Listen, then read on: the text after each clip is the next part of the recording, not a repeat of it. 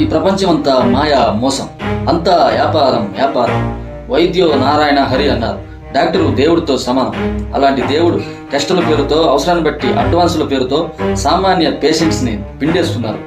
విద్యను అందించే దేవాలయాలు వంటి ప్రైవేటు విద్యాలయాలు ఫీజుల పేరుతో బుక్స్ షూస్ అంటూ సామాన్యుని చెంప చెల్లుమంటిస్తున్నారు. ఆ విధంగా చేసే కొంతమంది ప్రైవేటు విద్యాలయాలకు, ప్రైవేటు డాక్టర్లకు నేను చేతులెత్తి మొక్కుతున్నాను. మీరు వ్యాపారం చేయాలంటే ప్రపంచంలో చాలానే ఉన్నాయి. దైవం లాంటి దైవ వైద్యాన్ని, విద్యను వ్యాపారం చేయకండి.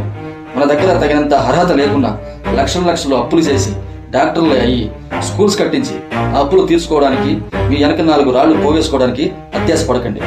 మీకు సేవాభావం, దయాకరణ, ఆసక్తి ఉంటేనే ఇలాంటి ఉన్నతమైన విద్యా సంస్థలను నడిపించండి. ఈ సందర్భంగా మన ప్రభుత్వం అడిగేది ఒకటే, అయ్యా మాకు రాయితీలు, స్కీములు, స్కాములు వద్దు. మా పిల్లలకు అందరికీ యూనిఫామ్గా ఉచిత వైద్యం, విద్య, సరైన రోడ్లు కల్పిస్తేస్తారు. మేము ఏ గంజో తాగైనా మా పనులు మేము చేసుకుంటాం. అలాగే ప్రభుత్వ వైద్య, విద్య, మిగిలిన అన్ని కార్యకలాపాల ఆఫీసుల్లో క్రమశిక్షణ లేకుండా పనిచేసే ఉద్యోగులను తొలగించి ఆ స్థానంలో నిరుద్యోగులకు అర్హత కలిగిన వారికి ఉద్యోగాలు ఇప్పించండి. సర్వజన సుఖనో భవంతు. నా యొక్క ఛానల్ సబ్స్క్రైబ్ చేసుకోండి ప్లీజ్.